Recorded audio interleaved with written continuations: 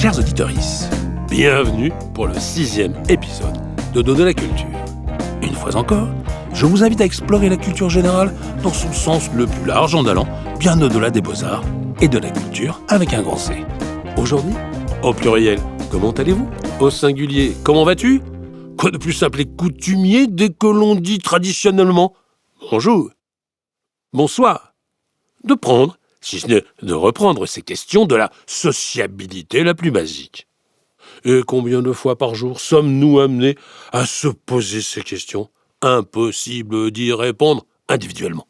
Et pour l'anecdote, un de mes vieux amis, de plus de 80 ans, m'a dit récemment, tu sais Dodo, quand tu te lèves le matin et que tout va bien, c'est qu'il y a quelque chose qui ne va pas et qui n'est pas normal. S'il s'agit là d'une belle boutade, elle est pourtant bien représentative d'une question, comment ça va, devenue une référence et une interrogation journalière. Mais là n'est pas la question aujourd'hui. Dire bonjour ou bonsoir, c'est le début de l'humanité. Nous ne sommes pas des bêtes. Interroger son interlocuteur ou son interlocutrice sur sa situation à l'instant T vient d'une logique, d'une convivialité bien ordonnée dans une société civilisée. Voilà d'ailleurs un point essentiel d'une éducation de base pour la quasi-totalité des parents dignes de ce nom ou considérés comme tels, qui s'efforcent d'inculquer des préceptes fondamentaux à leur progéniture. Car s'il est de bon ton d'apprendre et de dire systématiquement les 4 mots ou expressions de la politesse, à savoir bonjour, au revoir, merci, s'il te ou s'il vous plaît, le comment allez-vous en général et le comment vas-tu pour des intimes deviennent des incontournables, difficiles à contourner, sauf à se faire passer pour une personne rigide, égoïste ou égocentrée. Tout ce que je viens de vous exprimer doit vous sembler bien classique. Un cliché maintes fois rebattu. Ça, c'est vrai, ça! Mon propos d'aujourd'hui ne vise pas à remettre en cause ce qui est effectivement un des b.a.-ba du minimum de la convivialité bien comprise. C'est sur la signification profonde et historique du « comment allez-vous » que je souhaite m'arrêter. Alors, petit arrêt sur image.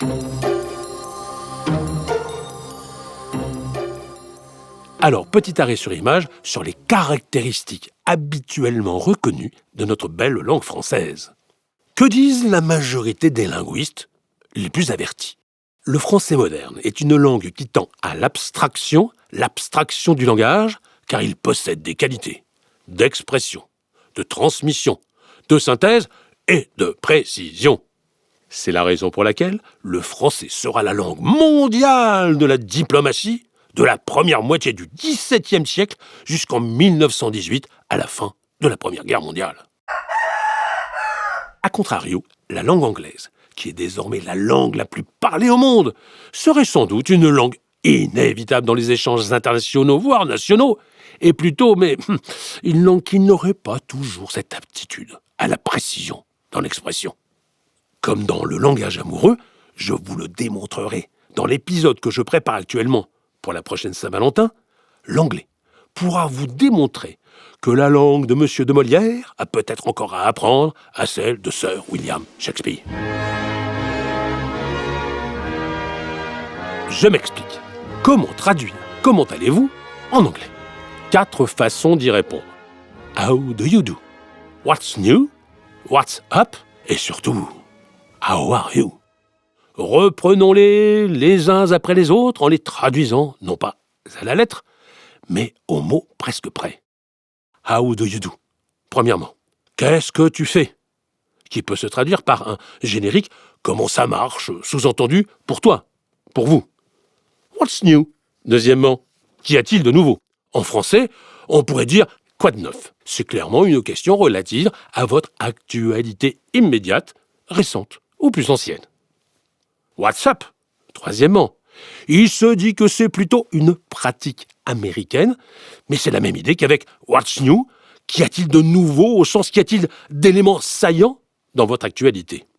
Et enfin, bien sûr, How are you ? Avec la traduction littérale, comment êtes-vous ? Comment es-tu ? L'anglais ne connaissant pas la différence entre le tutoiement et le vouvoiement. Avec l'auxiliaire être, on entre dans un autre domaine, un domaine qui relève quasiment de la philosophie. Une preuve avec justement l'immense William Shakespeare qui fait s'interroger le prince Hamlet. To be or not to be, that is the question.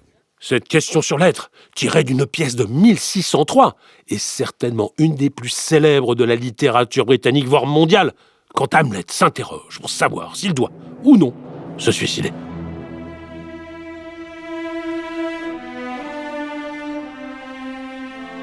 Hamlet sera sans doute une des toutes premières pièces de théâtre moderne, si ce n'est la première, à poser la question de l'être au sommet de la nature humaine. Hamlet et son être, c'est une grande histoire. Elle inspirera de grands musiciens comme Liszt, Berlioz, Tchaïkovski, Chostakovitch, Prokofiev et plus récemment des Français comme Serge Gainsbourg et même Johnny Hallyday dans un double album consacré à Hamlet en 1976. Il y a même, dans les mangas, un épisode du très célèbre Black Blutter de Yana Toboso, une des tout aussi célèbres mangaka qui s'inspirera du célèbre prince du Danemark, Hamlet. C'est tout dire. Ah, la question de l'être, elle a passionné tous les philosophes. Derrière le « How are you ?» et quelque part, la langue anglaise a réussi à monter l'être au plus haut niveau de la compréhension de l'être humain. Ce n'est pas tout à fait la même chose chez nous.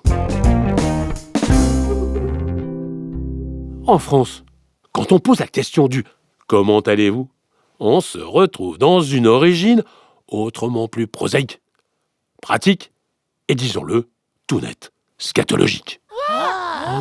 Il apparaît en effet que cette expression remonte au temps de Louis XIV, ce grand roi qui mesurait qu'1,60 m et appelé aussi le roi Soleil, tant son rayonnement fut et est encore particulièrement immense. Or, notre royal Louis, qui connaîtra le plus long règne des 64 rois de France, il régnera en effet 72 ans, soit 2 ans de plus que la célèbre Élisabeth II d'Angleterre, décédée en 2022. Et Louis XIV devait connaître, en particulier vers la fin de sa vie, d'énormes problèmes à un endroit particulièrement sensible, s'il ne sera jamais le Seigneur des Anneaux, A-2-N-E-A-U-X, le précieux. Il aura en revanche de sacrés problèmes, anneaux, A-N-A-U-X, c'est-à-dire au niveau de son anus chargé de douloureuses fistules qui le feront singulièrement et sévèrement souffrir. Et ce sont ces médecins qui auront à gérer un malade, un grand malade qui n'a rien d'imaginaire, contrairement à la célèbre pièce de Monsieur de Molière. Ce sont eux qui devront respecter des usages, des règles, autrement dit, ce que l'on appelait à Versailles l'étiquette. Cette étiquette ne dit pas exactement ce qu'ils devaient demander au royal souverain. En tout cas, ils demanderont souvent « Comment allez-vous, sire ? Comment va le roi ? Bien, très bien pour aller à la selle, le plus souvent sur une chaise percée, ancêtre de nos bidets. Normal pour aller sur une selle, bidet de nos cabinets de toilette, désormais mieux structurés. Eh oui, nos excréments sont des indicateurs de notre plus ou moins bonne santé. Dans le film de Bernardo Bertolucci,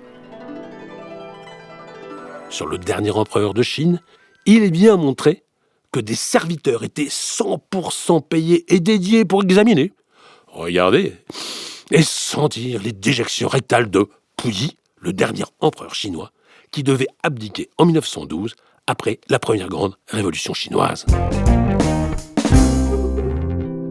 Et plus près de nous, encore aujourd'hui, lorsqu'un médecin est appelé en urgence par des parents légitimement inquiets d'un bébé ou d'un nourrisson malade, il pose 3 questions fondamentales. Quelle est sa température ? Quand a-t-il pris son dernier biberon ou son dernier repas ? Et bien sûr, constipation, selle molle, dure, diarrhée... Bref, oui, il s'agit bien, dans cette 3e question, d'un indicateur physique et vital de notre être au sens le plus digestif. Et vous le savez, et ce sans esprit scatologique, c'est bien aussi dans nos besoins naturels que l'on peut mesurer notre état de santé, qu'il s'agisse du matin, du midi, du soir ou de tout autre moment de la journée en cas de nécessité. Eh oui, vous le savez, nous le savons. La consistance, la couleur, la dureté, la mollesse, la liquidité, le caractère gras, les mucosités, la présence de sang et l'odeur, évidemment, de nos excréments, ce sont des éléments évidents et déterminants. Alors, attention.